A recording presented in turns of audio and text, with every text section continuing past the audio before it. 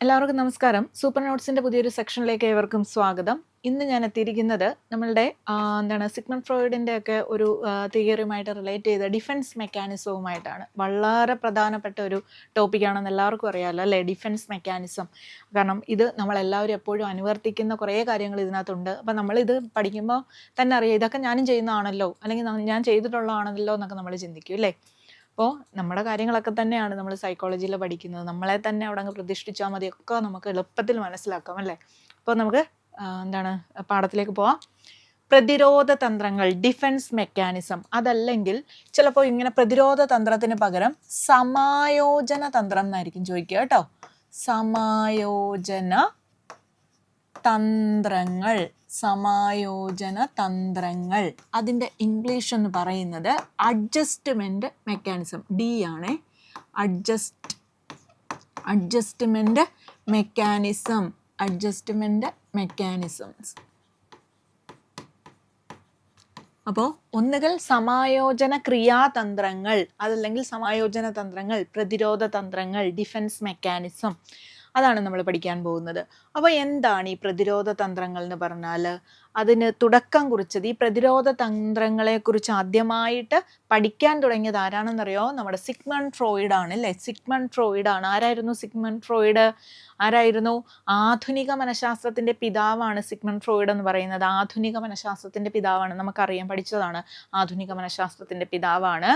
അതോടൊപ്പം എന്താണ്? Psycho analysis അല്ലേ, മനോവിശ്ലേഷണ സിദ്ധാന്തത്തിൻ്റെ ഉപജ്ഞാതാവാണ് ഏത്? സിഗ്മണ്ട് ഫ്രോയിഡ് എന്ന് പറയുന്നത്.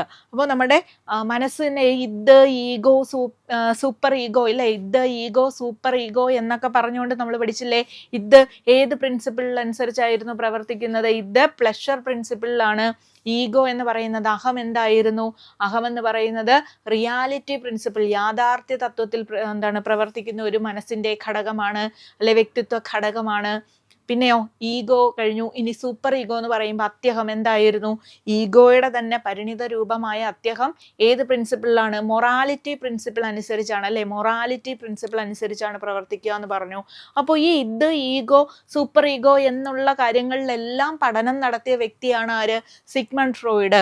അതിലൂടെയാണ് അദ്ദേഹം ഈ പറയുന്ന പ്രതിരോധ തന്ത്രങ്ങളെക്കുറിച്ചും അദ്ദേഹം ചില തന്ത്രങ്ങളെക്കുറിച്ചൊക്കെ അദ്ദേഹം പഠനം നടത്തി.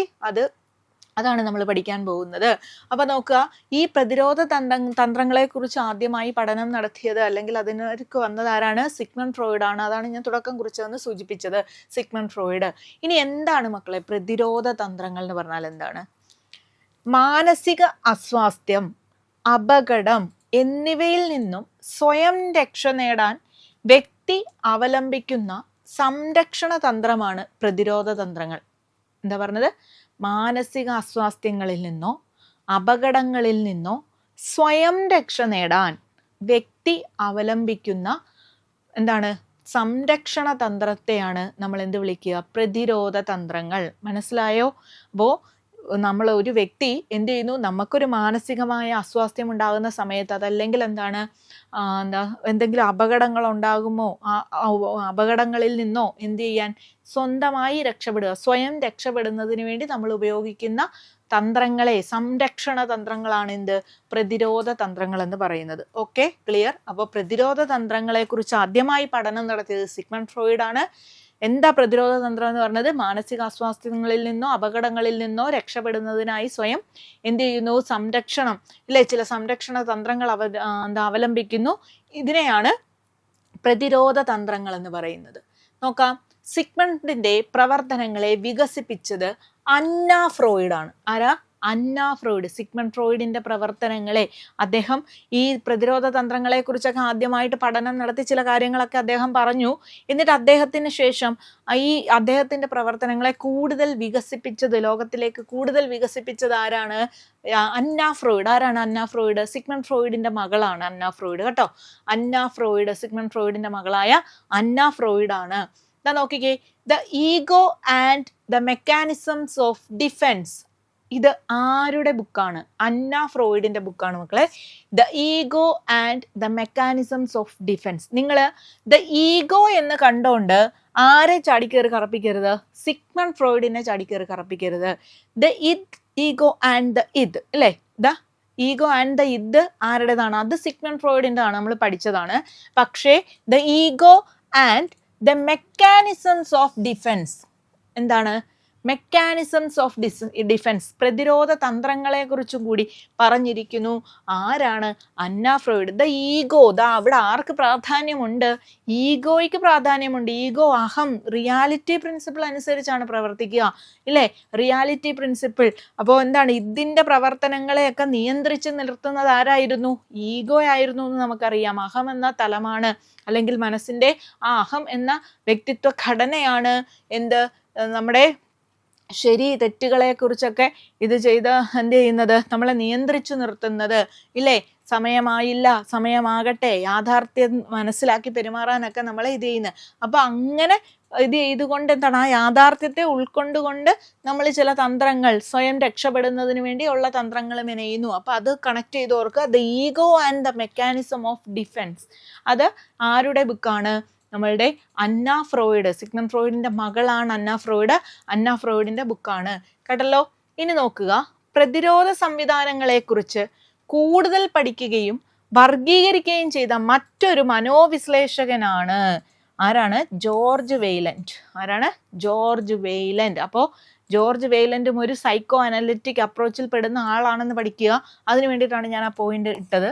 അതായത് പ്രതിരോധ സംവിധാനം, ഈ ഡിഫൻസ് മെക്കാനിസവുമായി ബന്ധപ്പെട്ട അന്ന ഫ്രോയിഡ് പോലെ, അന്ന ഫ്രോയിഡിൻ്റെ കൂടെ അല്ലെങ്കിൽ അതിന് അവരുടെ പ്രവർത്തനങ്ങളോടൊപ്പം എന്താണ് അതുപോലെ ഈ മനോവിശ്ലേഷണം അല്ലെങ്കിൽ എന്താണ് അതുമായിട്ട് റിലേറ്റ് ചെയ്ത് ഏതാ ഈ ഡിഫൻസ് മെക്കാനിസത്തെയൊക്കെ പല ഡിഫൻസ് മെക്കാനിസം കൊണ്ടുവന്നത് അല്ലെങ്കിൽ അതിനെ വർഗീകരിച്ച ആളാണ് ജോർജ് വെയ്ലൻഡ് എന്ന് പറയുന്ന ആൾ, കേട്ടോ. പ്രതിരോധ സംവിധാനങ്ങളെ കുറിച്ച് കൂടുതൽ പഠിക്കുകയും അതേപോലെ വർഗീകരിക്കുകയും ചെയ്ത മറ്റൊരു മനോവിശ്ലേഷകനാണ് ജോർജ് വെയ്ലൻഡ്. അപ്പോൾ ഡിഫൻസ് മെക്കാനിസവുമായി ബന്ധപ്പെട്ട് 3 പേരുടെ പേരുകൾ നമ്മൾ പറഞ്ഞു. സിഗ്മണ്ട് ഫ്രോയിഡ് ആണ് ഇതിന് തുടക്കം കുറിച്ചതെന്ന് പറഞ്ഞു, ഇല്ലേ? ആദ്യമായിട്ട് പഠനം നടത്തിയത് സിഗ്മണ്ട് ഫ്രോയിഡ് ആണ്.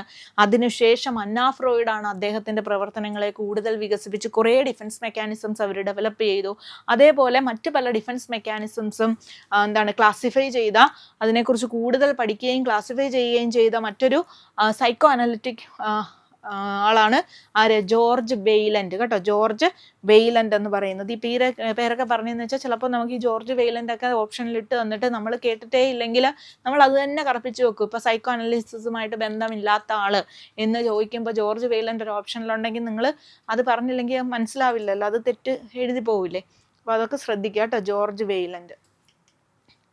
ദെൻ നമുക്ക് ഓരോ ഡിഫൻസ് മെക്കാനിസത്തെയും കുറിച്ച് പറയാം. ഇനി എന്തൊക്കെയാണ് ഓരോന്നും നമ്മൾ ഉപയോഗിക്കാറുള്ള പ്രതിരോധ തന്ത്രങ്ങളെന്ന് നോക്കാം. ഒന്ന്, ദമനം. വളരെ പ്രധാനപ്പെട്ട ഒരു പ്രതിരോധ തന്ത്രമാണ് ദമനം എന്ന് പറയുന്നത്. അതായത് ഇംഗ്ലീഷ് റിപ്രഷൻ എന്ന് പറയും, കേട്ടോ. ചിലപ്പോൾ ഇംഗ്ലീഷ് ടൈം ആയിരിക്കും നിങ്ങൾക്ക് ചോദിക്കുക, റിപ്രഷൻ എന്നാൽ എന്ത്. നോക്കിക്കേ, സിഗ്മണ്ട് ഫ്രോയിഡ് കൊണ്ടുവന്ന ഒരു ഡിഫൻസ് മെക്കാനിസമാണ്. അദ്ദേഹം വ്യാഖ്യാനിച്ച ഒരു ഡിഫൻസ് മെക്കാനിസം, പ്രതിരോധ തന്ത്രമാണ് ദമനം, റിപ്രഷൻ എന്ന് പറയുന്നത്. എന്താണെന്ന് നോക്കാം. വേദനിപ്പിക്കുന്ന ഓർമ്മകളെ അബോധ മനസ്സിലേക്ക് തള്ളിവിടുന്നു. എന്താ പറഞ്ഞത്? വേദനിപ്പിക്കുന്ന ഓർമ്മകളെ അബോധ മനസ്സിലേക്ക് തള്ളിവിടുന്നതാണ് എന്ത്? ദമനം. നമ്മളെ ഞാൻ ഇന്നലെയും അതായത് മീൻസ് കഴിഞ്ഞാൽ നമ്മൾ സൈക്കോ അനലിറ്റിക്ക് ഈഗോയൊക്കെ എടുത്ത സമയത്ത് നമ്മൾ പറഞ്ഞാണ്, നമ്മളുടെ മനസ്സിൽ എല്ലാം നമുക്ക് അങ്ങ് നിറവേറി കിട്ടണമെന്നുണ്ടോ? നമുക്കിപ്പോൾ ഒരു വ്യക്തിയെ സംബന്ധിച്ചില്ല, നമുക്ക് പല അനുഭവങ്ങളുണ്ടാകാം. നമുക്ക് വിഷമകരമായിട്ടുള്ള ഒരുപാട് സങ്കടങ്ങൾ, മീൻസ് ഒരുപാട് സാഹചര്യങ്ങൾ ഉണ്ടായിരിക്കാം, ഇല്ലേ? അല്ലെങ്കിൽ എന്തെങ്കിലും നമ്മൾ ആഗ്രഹിച്ചത് കിട്ടാതെ ഇരിക്കാം. അങ്ങനെ പല കാര്യങ്ങളുണ്ട്. അപ്പോൾ ഇതിൽ നിന്നൊക്കെ നമ്മളുടെ മനസ്സ് അസ്വസ്ഥമാകുമ്പോൾ മനസ്സിനെ നമ്മൾ സ്വസ്ഥതയിലേക്ക് കൊണ്ടുവരാൻ, അല്ല സ്റ്റേബിളായിട്ട് നിൽക്കാൻ, ബാലൻസ് ചെയ്ത് നിർത്താൻ വേണ്ടി നമ്മൾ സ്വയം ചില കാര്യങ്ങൾ ചെയ്യാറുണ്ട്. അത് നമ്മുടെ മനസ്സ് വളരെയധികം ഒരുപാട് കഴിവുകളുള്ള ഒരു സംഭവമാണ് നമ്മുടെ മനസ്സെന്ന് പറയുന്നത്. അപ്പം നമ്മൾ പോലും അറിയാം, നമ്മളിപ്പോൾ പല വലിയ വലിയ ദുഃഖങ്ങളിൽ നിന്നൊക്കെ നമ്മൾ എങ്ങനെയാണ് കരകയറുന്നത്. മീൻസ് നമ്മൾ വലിയ നിരാശയിൽ നിന്നൊക്കെ നമ്മളെ കരകയറ്റാനൊക്കെ മനസ്സിന് സാധിക്കുന്നുണ്ട്. എന്ന് വെച്ചാൽ അതെങ്ങനെയാണ്? നമ്മൾ പോലും അറിയാതെ തന്നെ നമ്മളുടെ അബോധത്തിൽ അത് സംഭവിക്കുന്നത് നമ്മളത് ആഗ്രഹിക്കുന്നത് കൊണ്ടുകൂടിയാണ്. അതിൽ നിന്ന് രക്ഷ നേടണം എന്ന് ആഗ്രഹിക്കുന്നത് കൊണ്ടുകൂടിയാണ് നമ്മൾ അതിനകത്തേക്ക് പലതും മനസ്സിൻ്റെ അടിത്തട്ടിലേക്ക് തള്ളിവിടുന്നു. നമ്മൾ ഓർക്കാതെ അത് അവിടെ കിടന്നോളും, ഇല്ലേ? അത് അങ്ങനെ തള്ളിവിടുന്നതിനെയാണ് എന്ത്? ദമനം എന്ന് പറയുക. അതായത് വേദനിപ്പിക്കുന്ന ഓർമ്മകളെ, അതല്ലെങ്കിൽ പൂർത്തീകരിക്കപ്പെടാത്ത ആഗ്രഹങ്ങളെ ഒക്കെ എന്ത് ചെയ്യുന്നു? നമ്മുടെ അബോധ മനസ്സിലേക്ക്, അൺകോൺഷ്യസ് ലെവലിലേക്ക് തള്ളിവിടുന്ന പ്രക്രിയയാണ് ദമനം എന്ന് പറയുന്നത്. ഇവിടെ ഒരു കാര്യം നിങ്ങൾ പ്രത്യേകം ഓർക്കണം. ഈ ദമനം സംഭവിക്കുന്നത് അബോധത്തിലാണ് എന്ന് പറയുമ്പം നമ്മളുടെ ബോധപൂർവ പ്രവർത്തനമല്ല. എങ്ങനെയാണ്? നമ്മൾ അബോധത്തിൽ സംഭവിക്കുന്നതാണ്. ചില കടുത്ത സങ്കടങ്ങളൊക്കെ നമുക്ക് എന്ത് ചെയ്യും? ഭയങ്കരമായ നിരാശകളൊക്കെ ഉണ്ടാവുമ്പോൾ നമ്മൾ പോലും അറിയാതെ ചില സമയത്ത് മനസ്സ് നമ്മളെ നമ്മൾ സ്വയം നമ്മുടെ ഇത് രക്ഷപ്പെടാൻ വേണ്ടി നമ്മൾ ചെയ്യുന്ന ഒരു ഇതാണ്. അപ്പോൾ നമ്മുടെ മൈൻഡ് അതിനനുസരിച്ച് പ്രവർത്തിച്ചോളും. എന്താണ്? അബോധ തലത്തിലേക്ക് അതിനെ അങ്ങ് തള്ളിവിടും. ഇത് അബോധത്തിൽ സംഭവിക്കുന്ന ഒന്നാണ് എന്ത്? ദമനം എന്ന് പറയുന്നത്. ഓക്കെ, ഈ ദമനം പറയുമ്പോൾ ഇത് ഞാൻ പറഞ്ഞല്ലോ, അബോധത്തിലാണ് ഇത് സംഭവിക്കുന്നതെന്ന് പറഞ്ഞു. അപ്പോൾ ബോധത്തിൽ സംഭവിക്കുന്ന എന്ന് വെച്ചാൽ ബോധപൂർവം ചെയ്യുന്ന ഒരു സംഭവമുണ്ട്. ബോധപൂർവം മനസ്സിന്റെ ആഘാതത്തിലേക്ക് തള്ളിവിടുന്നതിനെ നമ്മൾ എന്ത് വിളിക്കും? സപ്രഷൻ എന്ന് വിളിക്കും. സപ്രഷൻ മീൻസ് അടിച്ചമർത്തൽ എന്ന് പറയും. അടിച്ചമർത്തൽ കണ്ടോ? സപ്രഷൻ, അടിച്ചമർത്തൽ. അപ്പം അബോധമായി സംഭവിക്കുന്നതാണ് ദമനം എന്ന് പറയുന്നത്. ബോധപൂർവം സംഭവിക്കുന്നത് അടിച്ചമർത്തലാണ്, സപ്രഷനാണ്. അത് മനസ്സിലാക്കി വെക്കുക. അപ്പൊ ദമനം എന്ന് പറയുന്നത് സിഗ്മണ്ട് ഫ്രോയിഡ് പഠനം നടത്തി വ്യാഖ്യാനിച്ച ഒരു പ്രതിരോധ തന്ത്രമാണ്. എന്താണ് ദമനം എന്ന് പറഞ്ഞാൽ? വേദനിപ്പിക്കുന്ന ഓർമ്മകളെ അബോധ മനസ്സിലേക്ക് ബോധപൂർവമല്ലാതെ മീൻസ് അബോധമായി തള്ളിവിടുന്നതാണ് ദമനം. എന്നാൽ സപ്രഷൻ, നമ്മൾ മനസ്സിൽ നമ്മളായിട്ട് ബോധപൂർവം ചില കാര്യങ്ങളെ നമ്മൾ ഒതുക്കി വെക്കാറില്ലേ, അതിനെ നമ്മൾ എന്ത് വിളിക്കും? സപ്രഷൻ, അടിച്ചമർത്തൽ എന്ന് വിളിക്കുന്നു. ക്ലിയർ? അടുത്തത് നോക്കാം. നിഷേധം, ഡിനയൽ. നിഷേധം എന്താ പറഞ്ഞേക്കുന്നത്? അസുഖകരമായ യാഥാർത്ഥ്യങ്ങളെ അംഗീകരിക്കാൻ വിസമ്മതിക്കുന്നതിനെയാണ് നിഷേധം എന്ന് പറയുക. എന്താ പറഞ്ഞേക്കുന്നത്? നിഷേധം. അപ്പൊ ഇവിടെ നോക്കുക, ഇനി ഈ നിഷേധം, പ്രക്ഷേപണം, ഇവിടെ കിടക്കുന്ന ഇനിയുള്ള കാര്യങ്ങളെല്ലാം അന്ന ഫ്രോയിഡ് ആണ് ഡെവലപ്പ് ചെയ്തത് കേട്ടോ. അപ്പൊ ഇത് ദമനം നമ്മളെ ആരാണ്? സിഗ്മണ്ട് ഫ്രോയിഡ് ആണ്. പിന്നെ ഇനി ഈ നിഷേധമൊക്കെ വരുമ്പോഴത്തേക്കിനും ഇതൊക്കെ അന്ന ഫ്രോയിഡ്, അദ്ദേഹത്തിന്റെ പ്രവർത്തനങ്ങളെ വെച്ചുകൊണ്ട് അദ്ദേഹത്തിന്റെ മകളായ അന്ന ഫ്രോയിഡ് ഡെവലപ്പ് ചെയ്തെടുത്താണ് ഇതൊക്കെ. നിഷേധം, ഡിനയൽ എന്ന് പറഞ്ഞാൽ അസുഖകരമായ യാഥാർത്ഥ്യങ്ങളെ അംഗീകരിക്കാൻ വിസമ്മതിക്കുക. ചില കാര്യങ്ങൾ കേൾക്കുമ്പം നമുക്കത് സുഖമില്ലാത്തതാണ്, മീൻസ് നമ്മളത് കേൾക്കാൻ ആഗ്രഹിക്കാത്തതാണ്. അതുകൊണ്ട് നമ്മൾ അതിനെ എന്ത് ചെയ്യും? അങ്ങോട്ട് അംഗീകരിക്കാൻ പറ്റത്തില്ല അല്ലേ? നമ്മളതിനെ ഇങ്ങനെ ഉൾക്കൊള്ളില്ല. അപ്പൊ ആ അംഗീകരിക്കാൻ വിസമ്മതിക്കുന്നതിനെയാണ് എന്ത് ചെയ്യുന്നത്? നിഷേധം എന്ന് പറയുന്നത്, ഡിനയൽ എന്ന് പറയുന്നത്. ഒരു ഉദാഹരണം പറയാനാണെങ്കിലേ, ഇപ്പോൾ നമ്മൾ ക്ലാസ് റൂമിൽ നിന്ന് നമ്മളെ ഉച്ചയ്ക്ക് ഊണ് കഴിക്കാൻ വിട്ട് കഴിയുമ്പം ഊണ് കഴിച്ച് കഴിഞ്ഞ് നമുക്ക് 1:30 നമുക്ക് തിരിച്ചു കയറണമല്ലോ. അപ്പം ലഞ്ച് ബ്രേക്ക് കഴിഞ്ഞുള്ള ബെല്ലടിക്കുമ്പോൾ ചില കുട്ടികൾ പ്ലേ ഗ്രൗണ്ടിൽ ഇങ്ങനെ കളിച്ചുകൊണ്ട് നിൽക്കുന്ന കാണാൻ കഴിയത്തില്ലേ? നമ്മളെല്ലാം അത് ചെയ്തിട്ടുണ്ട് അല്ലേ? അങ്ങനെ നിൽക്കാറുണ്ട്. ബെല്ലടിച്ചത് കേട്ടാലും കേൾക്കാത്ത ഭാവത്തിൽ അവിടെ നിൽക്കും. ബെല്ലടിച്ച് ക്ലാസ്സിൽ കയറുക എന്നുള്ളത് കുട്ടിക്കാലത്ത് നമ്മളെ സംബന്ധിച്ച് നമുക്ക് കളിക്കുന്നതാണല്ലോ വലിയ കാര്യം അല്ലേ? അപ്പോൾ നമ്മൾ പ്ലേ ഗ്രൗണ്ടിൽ നിൽക്കുകയാണ്, ബെല്ലടിച്ചു കഴിഞ്ഞ് ടീച്ചർ ക്ലാസ്സിലേക്ക് പോകുന്ന കണ്ടാലും ചിലപ്പോൾ എന്ത് ചെയ്യത്തില്ല, ചിലർ കയറില്ല. അവര് ഓടിച്ചാടി ഇങ്ങനെ അവിടെ നടക്കും. അപ്പോൾ നിഷേധത്തിനൊരു ഉദാഹരണമാണ്. മനസ്സിലായോ? നമുക്കിത് എപ്പോഴും ആപ്ലിക്കേഷൻ ലെവലിൽ ചോദ്യം വരുന്ന ഒരു മേഖലയാണ് ഈ ഡിഫൻസ് മെക്കാനിസം എന്ന് പറയുന്നത്. അപ്പോൾ ഡിനയൽ, നിഷേധം, അസുഖകരമായ യാഥാർത്ഥ്യം. ബെല്ലടിച്ചു, ക്ലാസ്സിലേക്ക് കയറുക എന്നുള്ളതൊരു യാഥാർത്ഥ്യമാണ്. അത് ഈ കുട്ടിയെ സംബന്ധിച്ച് അവൻ അത്ര ഒരു സുഖകരമല്ല. ഇനി പഠിക്കണമല്ലോ എന്നും പറഞ്ഞിരിക്കുക. അപ്പൊ അത് അംഗീകരിക്കാൻ പറ്റാത്തത് കൊണ്ട് എന്ത് ചെയ്യുന്നു? അതിനെ വിസമ്മതിക്കുന്നു. ബെല്ലടിച്ചൊന്നുമില്ല, ബെല്ലടിച്ച് കൂട്ടുകാർ പറയത്തില്ല, ബെല്ലടിച്ചെന്ന് പറയുമ്പോൾ ഇല്ല എന്ന് പറഞ്ഞാറില്ലേ? അപ്പൊ അത് നിഷേധമാണ്. മനസ്സിലായോ? അതാണ് നിഷേധം, ഡിനയൽ. അടുത്തത് നോക്കാം, പ്രക്ഷേപണം, പ്രൊജക്ഷൻ. ഇതും അന്ന ഫ്രോയിഡിൻ്റെ ആണ്. ഇനി അങ്ങോട്ട് പ്രക്ഷേപണം, പ്രൊജക്ഷൻ. ഓക്കെ, സ്വന്തം തെറ്റുകളെ മറ്റൊരാളിലേക്ക് ആരോപിക്കുന്നതിനെയാണ് നമ്മൾ എന്ത് പറയുക? പ്രൊജക്ഷൻ എന്ന് പറയുക.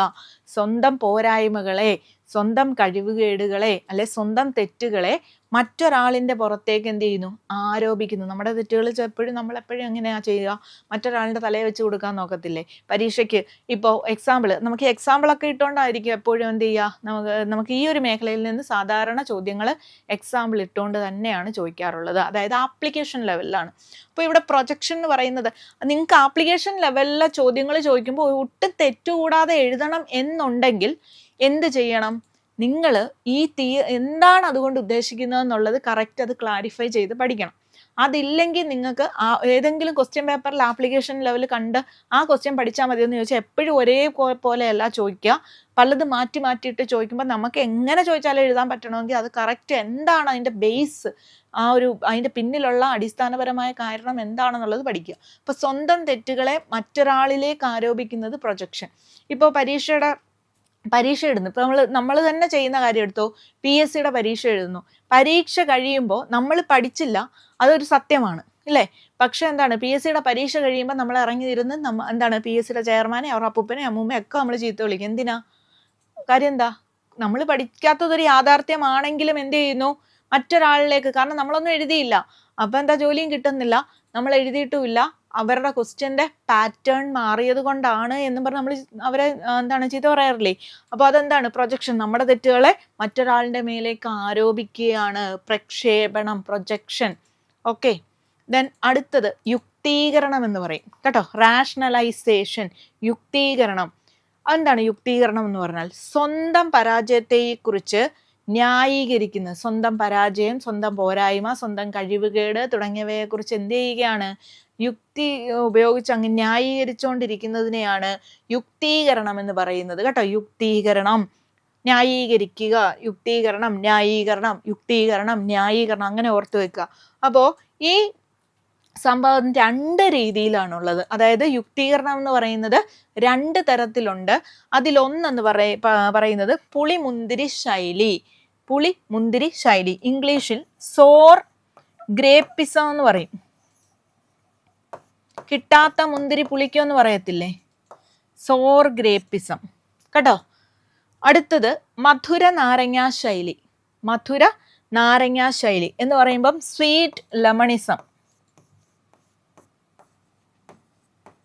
സ്വീറ്റ് ലെമണിസം, ഇതാണ് മധുര നാരങ്ങാ ശൈലി. ഇതാ നോക്കിക്കേ, യുക്തീകരണം എന്ന് പറയുന്നത് 2 ടൈപ്പ് ഉണ്ട്. ഒന്ന് സോർ ഗ്രേപ്പിസം, അടുത്തത് സ്വീറ്റ് ലെമണിസം. ഇത് പരീക്ഷയ്ക്ക് ചോദിച്ചിട്ടുള്ളതാണ്. അപ്പോൾ സോർ ഗ്രേപ്പിസം എന്ന് പറഞ്ഞാൽ പുളിമുന്തിരി ശൈലിയാണെന്ന് പറഞ്ഞാൽ കിട്ടാത്ത മുന്തിരിങ്ങ പുളിക്കുമെന്ന് നമ്മൾ പറയും. ഇപ്പോൾ സാധാരണ ഉദാഹരണം പറയാനാണെങ്കിൽ, ഇപ്പം ഒരു കുട്ടിക്ക് കണക്കിന് മാർക്ക് എന്താണ് 35 മാർക്കേ കിട്ടിയുള്ളൂ എന്നിരിക്കട്ടെ, 35 മാർക്കേ കിട്ടിയുള്ളൂ. അപ്പോൾ അവൻ പറയുകയാണ്, കൂടുതൽ കിട്ടിയിട്ടും വലിയ കാര്യമൊന്നും ഇല്ലല്ലോ, കണക്ക് നമ്മുടെ അല്ലെങ്കിൽ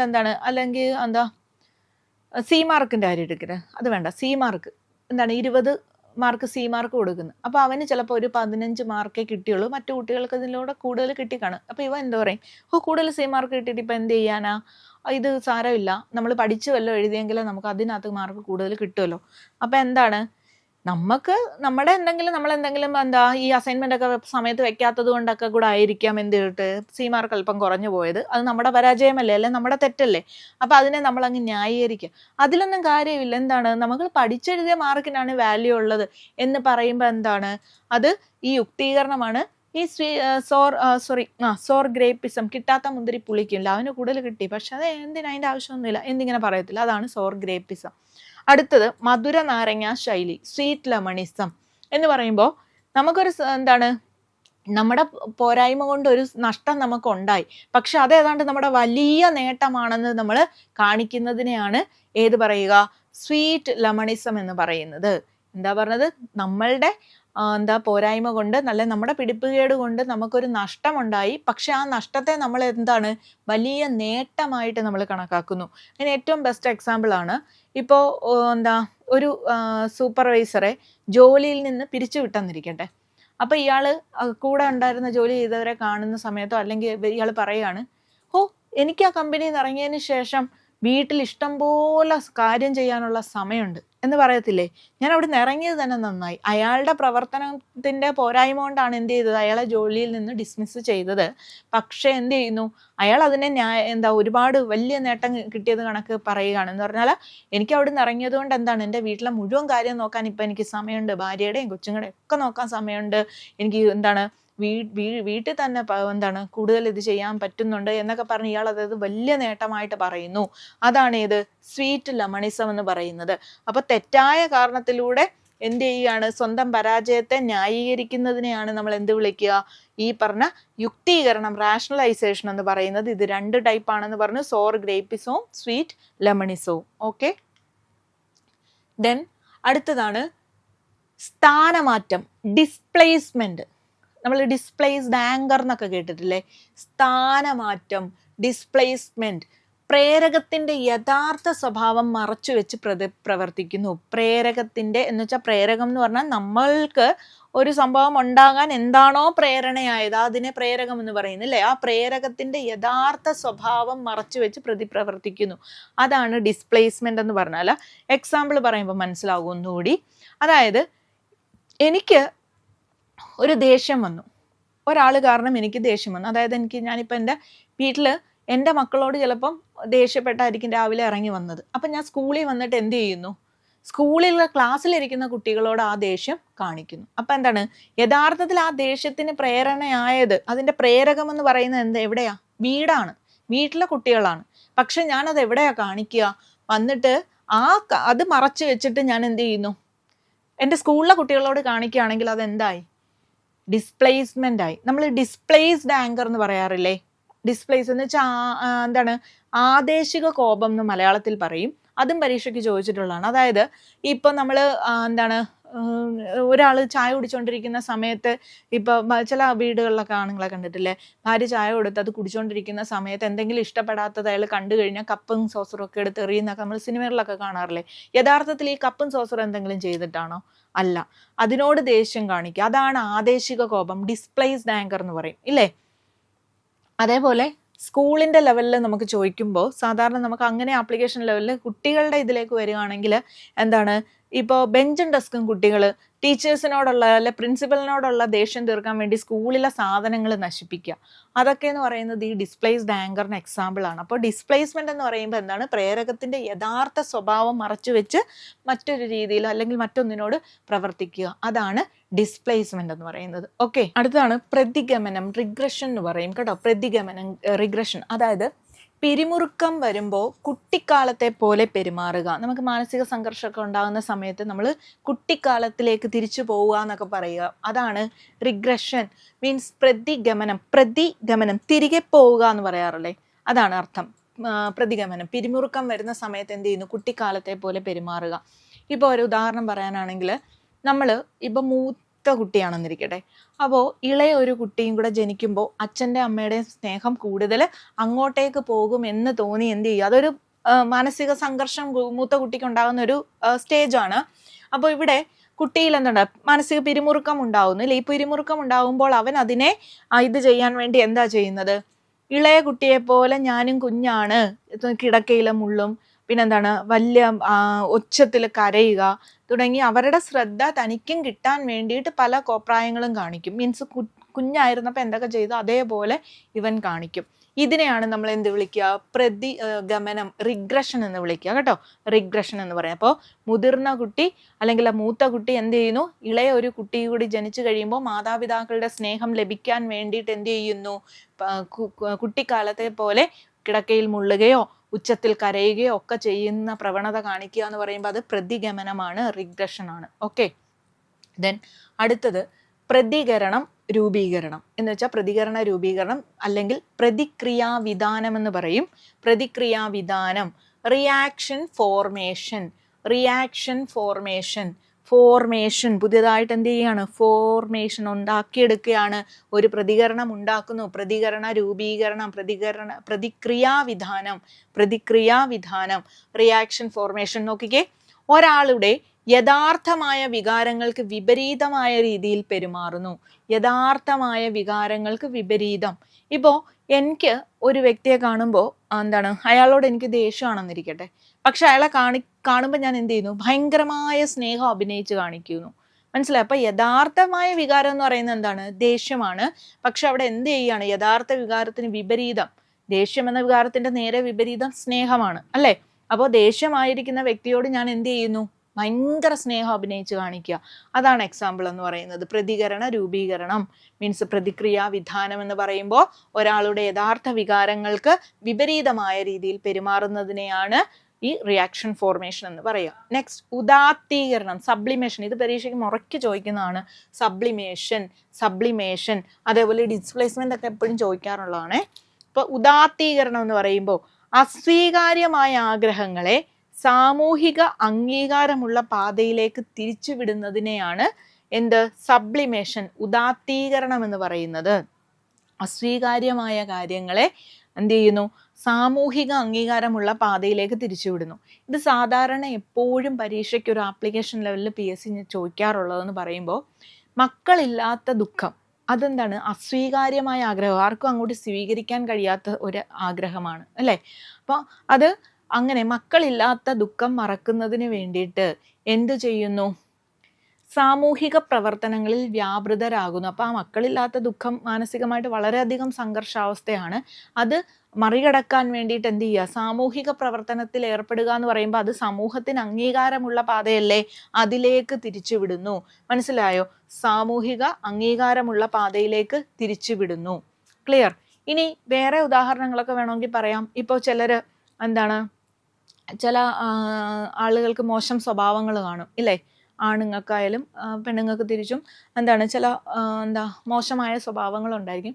പക്ഷെ അവരതിനെ മറികടക്കാൻ വേണ്ടിയിട്ട് എന്ത് ചെയ്യും? അയാൾ ചിലപ്പം മനഃപൂർവ്വം അല്ല, അയാൾക്ക് എന്തോ അങ്ങനെ മാനസികമായിട്ട് ചില എന്തെങ്കിലും ഒരു ഡ്രോബാക്ക് അയാളിൽ ഉണ്ടായിരിക്കും.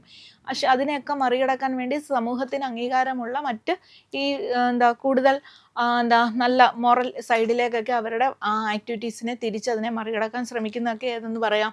ഉദാത്തീകരണം, സബ്ലിമേഷൻ എന്ന് പറയാം. ഓക്കെ. ദെൻ അനുപൂരണം. ഇത് PSC മുറയ്ക്ക് ചോദിക്കാറുള്ള, എപ്പോഴും PSCക്ക് ഏറ്റവും ഇഷ്ടമുള്ള ഒരു ഡിഫൻസ് മെക്കാനിസമാണ് അനുപൂരണം അല്ലെങ്കിൽ പ്രതിപൂർത്തി എന്ന് പറയും. കോമ്പൻസേഷൻ, അനുപൂരണം, പ്രതിപൂർത്തി, കോമ്പൻസേഷൻ. ഓക്കെ, അനുപൂരണം അല്ലെ പ്രതിപൂർത്തി, കോമ്പൻസേഷൻ. നോക്കുക, ഒരു മേഖലയിലെ കുറവിനെ മറ്റൊരു മേഖലയിലെ കഴിവ് കൊണ്ട് നികത്താൻ ശ്രമിക്കുന്നു. കോമ്പൻസേഷൻ ആണ് തരുന്നതെങ്കിൽ ഒരു തെറ്റും ഇല്ലാതെ ആളുകൾ എഴുതും. കാര്യം എന്താണ്? കോമ്പൻസേറ്റ് ചെയ്യുകയാണ് അവിടെ ചെയ്യുന്നത്. മലയാളത്തിൽ അനുപൂരണം, പ്രതിപൂർത്തി എന്നൊക്കെ പറയുമ്പോഴാണ് കൺഫ്യൂഷൻ വരുന്നത്. ഓക്കെ, ഒരു മേഖലയിലെ കുറവ് കൊണ്ട് മറ്റൊരു മേഖലയിലെ കുറവിനെ മറ്റൊരു മേഖലയിലെ കഴിവ് കൊണ്ട് എന്ത് ചെയ്യുന്നു? മറികടക്കാൻ ശ്രമിക്കുന്നതിനെയാണ് നമ്മൾ കോമ്പൻസേഷൻ എന്ന് പറയുക. ഇപ്പോൾ നമ്മൾ പഠിക്കാൻ മോശമാണ്, പഠിക്കാൻ അത്ര ഇതില്ല, പഠിക്കുക എന്നുള്ളപ്പോൾ ആ പഠന മേഖലയിൽ നമ്മൾ കഴിവില്ല, പുറമോട്ടാണ്. അപ്പോൾ അതിനെ നമ്മൾ മറ്റ് ആക്ടിവിറ്റീസ്, സ്പോർട്സിനകത്തൊക്കെ നമ്മൾ ഭയങ്കര പുലിയാണെങ്കിൽ എന്തായി? അതിനകത്തെ മികവ് കൊണ്ട് നമ്മൾ ഇവിടുത്തെ ഈ ഒരു പോരായ്മയെ മറികടക്കുന്നു. അതാണ് ഏത്? അനുപൂരണം അല്ലെ പ്രതിപൂർത്തി എന്ന് പറയുന്നത്. മനസ്സിലായോ? അപ്പോൾ അതാണ് അവിടെ സാധാരണ എപ്പോഴും ആ ഒരു അനുപൂരണം എപ്പോഴും ചോദിക്കാറുള്ളതാണേ. അടുത്തത് താദാത്മീകരണം. ഐഡന്റിഫിക്കേഷൻ, താദാത്മീകരണം. പോരായ്മകളെ മറികടക്കാൻ ഏതെങ്കിലും വ്യക്തിയുമായോ സ്ഥാപനവുമായോ താദാത്മ്യം പ്രാപിക്കുക. പോരായ്മകളെ മറികടക്കാൻ ഏതെങ്കിലും വ്യക്തിയുമായോ സ്ഥാപനവുമായോ എന്ത് ചെയ്യുന്നു? നമ്മളെ താദാത്മ്യം പ്രാപിക്കുക. ഇത് സിമ്പിളായിട്ട് നമുക്ക് മനസ്സിലാക്കാം. ഇപ്പോൾ നമ്മുടെ നാട്ടിലെ അല്ലെങ്കിൽ ഇപ്പം നമ്മൾ കൂട്ടുകാർ പരീക്ഷയ്ക്ക് ജയിച്ചു. അപ്പോൾ നമ്മളും ഇപ്പോൾ 10ാം ക്ലാസ് എഴുതിയ ചില കുട്ടികൾ മിഠായും കൊണ്ടുവരും. അപ്പോൾ ചോദിക്കടാ നിനക്ക് ഫുൾ A+ ഉണ്ടോ എന്ന് ചോദിക്കുമ്പോൾ എനിക്കില്ല, എൻ്റെ കൂട്ടുകാരന് കിട്ടി. നീ എന്തിനാ പിന്നെ ഇത് നടക്കുന്നത്? അവന് കിട്ടിയത് എൻ്റെ വിജയം പോലെയാണെന്നൊക്കെ ചില കുട്ടികൾ പറയാറുണ്ട്. തമാശയാണെങ്കിലും ഇതാണ്. കാരണം ചിലർ അങ്ങനെ മറികടക്കാൻ ശ്രമിക്കും. ഇനി അതും പോട്ടെ, ഈ വേൾഡ് കപ്പൊക്കെ നടക്കുന്ന സമയത്തെ ഈ ചില നാട്ടുകളിലൊക്കെ ഭയങ്കരമായിട്ട് ഇതിൽ ആവേശം കൊണ്ടിട്ട് ചില ആളുകൾ എന്ത് ചെയ്യും? അതേപോലെ അതേപോലത്തെ ജേഴ്സിയൊക്കെ തഴിപ്പിച്ചിടും, അല്ലെങ്കിൽ ഹെയർ സ്റ്റൈൽ അതേപോലെ ആക്കുന്നു. എന്നിട്ട് മത്സരിച്ച് ജയിച്ചു കഴിയുമ്പോൾ ആ ടീം, അവർക്ക് ഇഷ്ടപ്പെട്ട ആ ടീം ജയിച്ചു കഴിയുമ്പോഴത്തേക്കിന് ചിലപ്പോൾ പായസ വിതരണങ്ങളൊക്കെ നടത്താറില്ലേ? അപ്പോൾ ഇതൊക്കെ അത് ഇവർ ശരിക്കും വേൾഡ് കപ്പ് മത്സരിക്കാൻ പോയിട്ടാണോ? അല്ല. എന്ത് ചെയ്യുന്നു? ആ വിജയത്തെ ഇവർ സ്വന്തം വിജയമായിട്ട്, നമ്മുടെ വിജയമായിട്ട് അതിനെ കണക്കാക്കി അതിനകത്ത് താതാത്മ്യം പ്രാപിക്കുന്നു. അതേപോലെ ചില സിനിമ താരങ്ങളോട് ഇഷ്ടമുള്ളവർ അവരെ പോലെ ഹെയർ സ്റ്റൈല് അല്ലെങ്കിൽ ഡ്രസ്സിങ്സ് ഒക്കെ അവരെ പോലെ ആക്കി നടക്കാറില്ലേ? കാര്യം എന്താ? അത് അവരുമായിട്ട് താതാത്മ്യം പ്രാപിക്കുകയാണ്. നമുക്കതാകാൻ കഴിയുന്നില്ല, നമ്മുടെ പോരായ്മ കൊണ്ട് നമുക്കത് പറ്റുന്നില്ല. അവരുടെ കൂട്ടുള്ള സൗന്ദര്യമില്ലായിരിക്കാം, കഴിവില്ലായിരിക്കാം. പക്ഷെ ഇതിനെയൊക്കെ എന്ത് ചെയ്യുകയാണ് നമ്മൾ? കോമ്പൻസേറ്റ് ചെയ്യുന്നത് അവരെ പോലെ ഒരുങ്ങി നടന്ന്, അതല്ലെങ്കിൽ അങ്ങനെയുള്ള ഡ്രസ്സിങ്സിലോ മറ്റ് കാര്യങ്ങളിലോ ഒക്കെ ഇങ്ങനെ അവരുമായിട്ട് താതാത്മ്യം പ്രാപിക്കുന്നു. അതാണത്. ഓക്കെ, അപ്പോൾ ഐഡന്റിഫിക്കേഷൻ എന്ന് പറയുന്നത് ഇതാണ്. നെക്സ്റ്റ്, നിഷേധവൃത്തി, നെഗറ്റിവിസം. നിഷേധവൃത്തി, മറ്റുള്ളവരുടെ അഭിപ്രായങ്ങളും നിർദ്ദേശങ്ങളും അപ്പാടെ നിരസിക്കുക. എന്താ പറഞ്ഞത്? മറ്റുള്ളവരുടെ അഭിപ്രായങ്ങളും നിർദ്ദേശങ്ങളും അപ്പാടെ നിരസിക്കുക. ചിലരെ കണ്ടിട്ടില്ലേ, ആരെന്ത് പറഞ്ഞാലും അംഗീകരിക്കത്തില്ല, അയാൾ പറയുന്നത് മാത്രം ശരി. നിങ്ങൾക്കൊരു ഉദാഹരണം ഞാൻ പറയാം. നമ്മളുടെ മണിച്ചിത്രത്താഴ് സിനിമയിലെ ശോഭന ഈ മോഹൻലാലുമായിട്ട് ക്ഷേത്രത്തിൽ വെച്ച് കാണുന്ന സമയത്ത് നാഗവല്ലിയുടെ ചിലങ്ക എന്നും പറഞ്ഞ് കാണിക്കുന്ന സമയത്ത് ഇതല്ല അതല്ല അതല്ല എന്നും പറഞ്ഞുകൊണ്ട് തർക്കിക്കുന്നില്ലേ ഇവർ തമ്മിൽ? അപ്പം അവിടെ യഥാർത്ഥത്തിൽ മോഹൻലാൽ ഇത് അറിയാൻ വേണ്ടി കാണിക്കുന്നതാണെങ്കിലും ആ കാണുന്നത് മാത്രമേ തന്നെ എന്ത് ചെയ്യുകയാണ് അവിടെ ഇങ്ങനെ അല്ല എന്ന് തർക്കിക്കുകയാണ്. അപ്പോൾ മറ്റുള്ളവരുടെ അഭിപ്രായങ്ങൾ എന്ത് ചെയ്യുന്നു? അപ്പാടെ അങ്ങ് നിരസിക്കുക. നമുക്കെല്ലാവരും ഇല്ലേ, ചില കാര്യങ്ങൾ ചിലർ പറയുമ്പോൾ അത് പറയുന്ന ആളിനോടുള്ള ഇഷ്ടക്കേട് കൊണ്ടായിരിക്കും, അയാൾ പറയുന്ന കാര്യമാണെങ്കിൽ പോലും എന്ത് ചെയ്യും? നമ്മൾ നിരസിച്ചുകൊണ്ടിരിക്കും. അതാണ് നെഗറ്റിവിസം എന്ന് പറയുന്നത്. അപ്പം നിഷേധവും നെഗറ്റിവിസവും രണ്ടാണ്, അത് മനസ്സിലാക്കുക. നിഷേധം, ഡിനയൽ എന്ന് പറയുന്നത് ഞാൻ നേരത്തെ പറഞ്ഞില്ലേ, ഉച്ചയ്ക്ക് ലഞ്ച് ബ്രേക്ക് കഴിഞ്ഞ് ബെല്ലടിക്കുമ്പോഴും കുട്ടി ക്ലാസ്സിലേക്ക് കയറുന്നില്ല, അത് കണ്ടില്ല എന്ന് ധരിച്ച് അവിടെ നിൽക്കുന്നു ഇല്ലേ, അതൊക്കെ അറിഞ്ഞാത്ത ഭാവം കാണിച്ച് അവിടെ നിൽക്കുകയാണ്. അതാണ് ഡിനയൽ. ഇവിടെ നിഷേധവൃത്തി, നെഗറ്റീവ്സം എന്ന് പറയുമ്പോൾ അതല്ല, പാടെ അവർ പറയുന്നതിനെ എല്ലാം എന്ത് ചെയ്യുന്നു? നിരസിക്കുന്നതിനെയാണ് നിഷേധവൃത്തി എന്ന് പറയുന്നത്. ദെൻ പ്രതിസ്ഥാപനം അല്ലെങ്കിൽ പകരം വെക്കൽ. പ്രതിസ്ഥാപനം, പകരം വെക്കൽ, സബ്സ്റ്റിറ്റ്യൂഷൻ. എന്താണ് സബ്സ്റ്റിറ്റ്യൂഷൻ എന്ന് പറഞ്ഞാൽ? ലഭിക്കാത്ത ഒരു ലക്ഷ്യത്തിന് പകരം സമാനമായ മറ്റൊരു ലക്ഷ്യം നേടാൻ ശ്രമിക്കുന്നു. ഇപ്പം നമ്മളൊരു കാര്യം ആഗ്രഹിച്ചു, നമുക്കൊരു ലക്ഷ്യം ഉണ്ടായിരുന്നു, അത് നമ്മളെ കൊണ്ട് നേടാൻ കഴിഞ്ഞില്ല, അല്ലെങ്കിൽ അത് കഴിയില്ല. അപ്പം നമ്മൾ എന്ത് ചെയ്യുന്നു? ആ തൽസ്ഥാനത്ത് മറ്റൊന്നിനെ മാറ്റി പ്രതിഷ്ഠിക്കുന്നു. ഇതിനെയാണ് എന്ത് വിളിക്കുക? പ്രതിസ്ഥാപനം അല്ലെ പകരം വെക്കൽ എന്ന് വിളിക്കുക. പ്രതിസ്ഥാപനം അല്ലെങ്കിൽ പകരം വെക്കൽ. ഇപ്പോൾ ഡോക്ടർ ആകുക എന്നുള്ളതായിരുന്നു ഒരു കുട്ടിയുടെ ആഗ്രഹം എന്ന് വിചാരിച്ചോളുക. പക്ഷെ അവൻ അവിടേക്ക് എത്തിപ്പെടാൻ പറ്റുന്നില്ല. അങ്ങനെ വരുമ്പോൾ അവൻ എന്ത് ചെയ്യും? ആ സ്ഥാനത്ത് നേഴ്സാകുക എന്നുള്ള ആഗ്രഹം സാധിക്കുന്നു. മനസ്സിലായോ? അപ്പോൾ ഡോക്ടർ ആകാൻ ആഗ്രഹിച്ച കുട്ടി അത് നടക്കാതെ വരുമ്പോൾ എന്ത് ചെയ്യുന്നു? നേഴ്സെങ്കിലും ആയാൽ മതി എന്ന് പറഞ്ഞ് അതിലേക്ക് പോവുക. അതാണ് എന്ത്? പ്രതിസ്ഥാപനം എന്ന് പറയുന്നത്, സബ്സ്റ്റിറ്റ്യൂഷൻ. ദെൻ അടുത്തത് ആക്രമണാത്മകത, അഗ്രഷൻ. ഇത് സിഗ്മണ്ട് ഫ്രോയിഡ് ഡെവലപ്പ് ചെയ്ത ഒരു ഇതാണ് ആക്രമണാത്മകത, അഗ്രഷൻ എന്ന് പറയുന്നത്. മോഹഭംഗമാണ് കേട്ടോ, മോഹഭംഗം. മോഹഭംഗത്തിൽ നിന്നും ഉടലെടുക്കുന്നതാണ് കേട്ടോ അഗ്രഷൻ എന്ന് പറയുന്നത്. നമുക്ക് മോഹഭംഗം ഉണ്ടാകുമ്പോൾ അതിൽ നിന്നും ഉണ്ടാകുന്ന ഒരു സമായോജന തന്ത്രമാണ് ഏത്? അഗ്രഷൻ. അതായത് നമ്മളൊരു കാര്യം മോഹിച്ചു, അത് നടന്നില്ല, ഭംഗം നടന്നില്ല, അതുമൂലം ഉണ്ടാകുന്ന ഒരു ഡിഫൻസ് മെക്കാനിസമാണ് അഗ്രഷൻ, ആക്രമണാത്മകത. മറ്റൊരാൾക്ക് ദോഷം വരുത്താൻ വേണ്ടി ഉദ്ദേശിച്ചുകൊണ്ട് നമ്മൾ ഓരോന്ന് ചെയ്യുക. അപ്പോൾ ഇത് രണ്ട് തരത്തിലുണ്ട്. ഞാൻ നേരത്തെ പറഞ്ഞു, ഡയറക്റ്റും ഉണ്ട് ഇൻഡയറക്റ്റും ഉണ്ട് ഈ അഗ്രഷൻ എന്ന് പറയുമ്പോൾ. ഇപ്പോൾ നമ്മൾ കുട്ടികളെ സംബന്ധിച്ച് ക്ലാസ്സിലിരുന്ന് ഒരുമിച്ച് ഇരിക്കുന്ന കുട്ടികൾ ഒരു കുട്ടിയോട് ഒരു പെൻസിൽ ചോദിക്കുന്നു. അപ്പോൾ ആ കുട്ടി കൊടുക്കുന്നില്ല. അത് കണ്ട് ആഗ്രഹിച്ചാണ് മറ്റേ കുട്ടി ചോദിച്ചത്, എഴുതാനില്ലാത്തതുകൊണ്ടല്ല. നല്ലൊരു പെൻസിൽ ആ കുട്ടി ക്ലാസ്സിൽ കൊണ്ടുവന്നു. അപ്പോൾ അത് കാണുമ്പോൾ ഇദ്ദേഹത്തിന് ആഗ്രഹം തോന്നിയിട്ട് അത് ചോദിക്കുമ്പോൾ ആ കുട്ടി കൊടുക്കുന്നില്ല. അപ്പോൾ എന്ത് ചെയ്യും? അതിനെ ആക്രമിക്കും. മീൻസ് പിച്ചുക, നുള്ളുക, മാന്തുക, ഇങ്ങനെയൊക്കെ ചെയ്യുന്നു ഇല്ലേ? അതെന്താണ്? ഡയറക്റ്റായിട്ട് ആ ദേഷ്യം കാണിക്കുകയാണ്. മനസ്സിലായോ? ഞാൻ നേരത്തെ പറഞ്ഞതുപോലെ ചിലപ്പോൾ എന്ത് ചെയ്യാം, അവരോടത് തീർക്കാൻ പറ്റാത്തതുകൊണ്ട് എന്തെങ്കിലും സാധനം അതെടുത്ത് കുത്തിയൊടിച്ച് കളയുവാണെങ്കിലോ? മനസ്സിലായോ? അതെടുത്ത് അങ്ങ് കുത്തിയൊടിച്ച് കളയുന്നു. അപ്പോൾ അതിനോട് ഡയറക്റ്റ് തീർക്കാതെ വേറൊരു രീതിയിൽ അത് തീർക്കുക. അപ്പോൾ അത് രണ്ട് രീതിയിൽ ഈ അഗ്രഷൻ കാണിക്കാറുണ്ട്.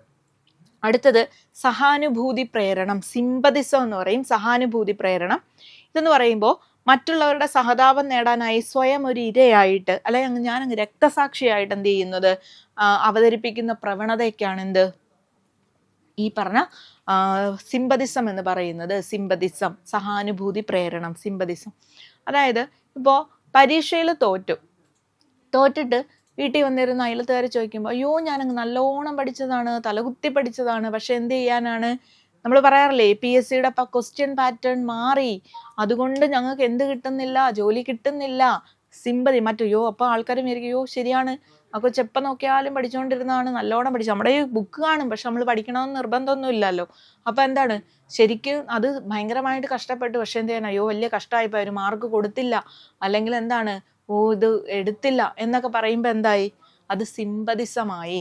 മനസ്സിലായോ? അപ്പം മറ്റുള്ളവരുടെ സഹതാപം നേടാനായി സ്വയം ഒരു ഇരയായിട്ട് പ്രവർത്തിക്കുന്നതിനെയാണ് എന്ത് വിളിക്കുക, ഏത് വിളിക്കുക, നമ്മൾ സിമ്പതിസം എന്ന് പറയുന്നത്. അപ്പോൾ ഇത്രയും ഡിഫെൻസ് മെക്കാനിസംസ് ആണ് നമുക്ക് പ്രധാനമായിട്ടുള്ള. ഇനിയുണ്ട്, പക്ഷേ നിങ്ങൾക്ക് ഏറ്റവും പ്രധാനപ്പെട്ടതായിട്ടുള്ള കുറേ മിക്കവാറും എല്ലാം ആയിക്കഴിഞ്ഞു. ഡിഫെൻസ് മെക്കാനിസംസ് ആണിത്.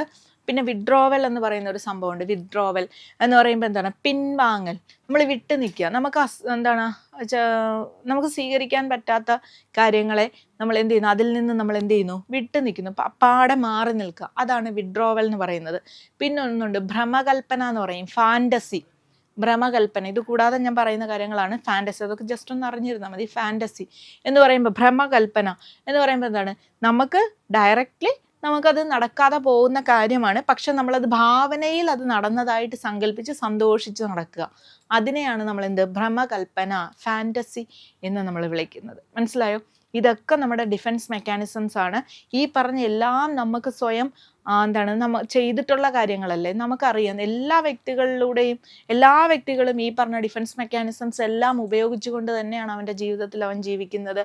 അതുകൊണ്ട് നമുക്കിത് തെറ്റാതെ ഓരോ എക്സാമ്പിൾസ് അത് തെറ്റാതെ ആപ്ലിക്കേഷൻ ലെവലിൽ ചോദിക്കുമ്പോൾ നമുക്ക് എഴുതാൻ കഴിയണമെങ്കിൽ എന്താണ്, ഇത് ക്ലിയർ ആയിട്ട് ഓരോന്നും എന്താണ് ഉദ്ദേശിക്കുന്നതെന്ന് നിങ്ങൾ മനസ്സിലാക്കി വെക്കണം കേട്ടോ. എങ്കിൽ മാത്രമേ ഇത് തെറ്റാതെ നമുക്ക് ആപ്ലിക്കേഷൻ ലെവലിൽ ക്വസ്റ്റ്യൻ വരുന്ന സമയത്ത് എഴുതാൻ കഴിയുകയുള്ളൂ. അപ്പോൾ ഓർമ്മയുണ്ടല്ലോ, ഡിഫെൻസ് മെക്കാനിസം എന്ന് പറയുന്നത് എന്താണെന്നാണ് ഞാൻ പറഞ്ഞത്.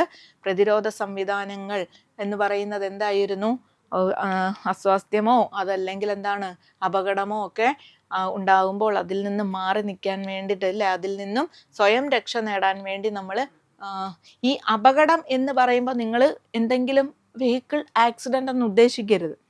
നമ്മൾ അല്ലാണ്ട് ഒരു കുഴി ചെന്ന് ചാടി എന്ന് പറയാറില്ലേ ചില എന്തെങ്കിലും ഇതിലൊക്കെ, മീൻസ് അതാണ് അപകടം എന്നുള്ളത് കൊണ്ട് ഉദ്ദേശിക്കുന്നത് കേട്ടോ. നമ്മുടെ തെറ്റായ പ്രവർത്തനം മൂലം നമുക്ക് എന്തെങ്കിലും നഷ്ടം വരുന്നതാണ് ഇവിടെ അപകടം കൊണ്ട് ഉദ്ദേശിച്ചേക്കുന്നത്, നമുക്കൊരു ദോഷം വരുന്നത്. അല്ലാതെ അപകടം എന്ന് പറയുമ്പോൾ വെഹിക്കിൾ ആക്സിഡൻ്റ് അല്ല അവിടെ ഉദ്ദേശിക്കുന്നത്. അപ്പോൾ നോക്കുക, മാനസിക അസ്വാസ്ഥ്യങ്ങളോ അപകടമോ ഉണ്ടാകുമ്പോൾ അവയിൽ നിന്നും അതൊന്നും ഉണ്ടാകാതെ, അല്ലെങ്കിൽ അത് ഉണ്ടായി കഴിയുമ്പോൾ അതിൻ്റെ സംഘർഷം ഉണ്ടാകുമ്പോൾ അതിൽ നിന്നൊക്കെ രക്ഷപ്പെടാൻ വേണ്ടി നമ്മൾ സ്വീകരിക്കുന്ന ചില സംരക്ഷണ തന്ത്രങ്ങളെയാണ് നമ്മൾ എന്ത് വിളിക്കുക, ഡിഫെൻസ് മെക്കാനിസംസ് എന്ന് പറയുന്നത്. ഈ ഡിഫെൻസ് മെക്കാനിസംസ് വികസിപ്പിക്കാൻ വേണ്ടി ആദ്യം പഠനം നടത്തിയത് സിഗ്മണ്ട് ഫ്രോയിഡ് ആണ്. അതിനുശേഷമാണ് ആര് വന്നത്, അദ്ദേഹത്തിൻ്റെ മകളാണ് അതിനെ വികസിപ്പിച്ചത്, അന്ന ഫ്രോയിഡ് ഇല്ലേ, അന്ന ഫ്രോയിഡ്. പിന്നെ ജോർജ്, അദ്ദേഹവും ഒരു മനോവിശ്ലേഷണവുമായി ബന്ധപ്പെട്ട് നിൽക്കുന്ന വ്യക്തിയാണ്. അദ്ദേഹവും ഈ ഡിഫെൻസ് മെക്കാനിസംസ് ഒക്കെ ക്ലാസിഫൈ ചെയ്ത ഒരു വ്യക്തിയാണ്. അപ്പോൾ ബാക്കി ഞാൻ പറഞ്ഞല്ലോ, ദമനം ബാക്കിയൊക്കെ എന്ന് പറയുമ്പോൾ സിഗ്മണ്ട് ഫ്രോയിഡ് വികസിപ്പിച്ച അല്ലെങ്കിൽ അദ്ദേഹം വ്യാഖ്യാനിച്ച ഒരു ഡിഫെൻസ് മെക്കാനിസമാണ്. പിന്നീട് അങ്ങോട്ട് ഡിനയൽ, പ്രൊജക്ഷൻ, അങ്ങനെയുള്ള കാര്യങ്ങളെല്ലാം എന്ന് പറയുമ്പോഴത്തേക്കിന് യുക്തീകരണം, അതെല്ലാം എന്താണ് അന്ന ഫ്രോയിഡും ശേഷമുള്ള ആളുകളൊക്കെ ചേർന്ന് അന്ന ഫ്രോയിഡ് വികസിപ്പിച്ചതാണെന്ന് ആലോചിക്കുക. അപ്പോൾ ഇത് ഇത്രയും ക്ലിയറായി മനസ്സിലാക്കി എന്ന് വിചാരിക്കുന്നു. അപ്പോൾ വേറൊരു ടോപ്പിക്കുമായിട്ട് നമുക്ക് വീണ്ടും കാണാം. Thank you.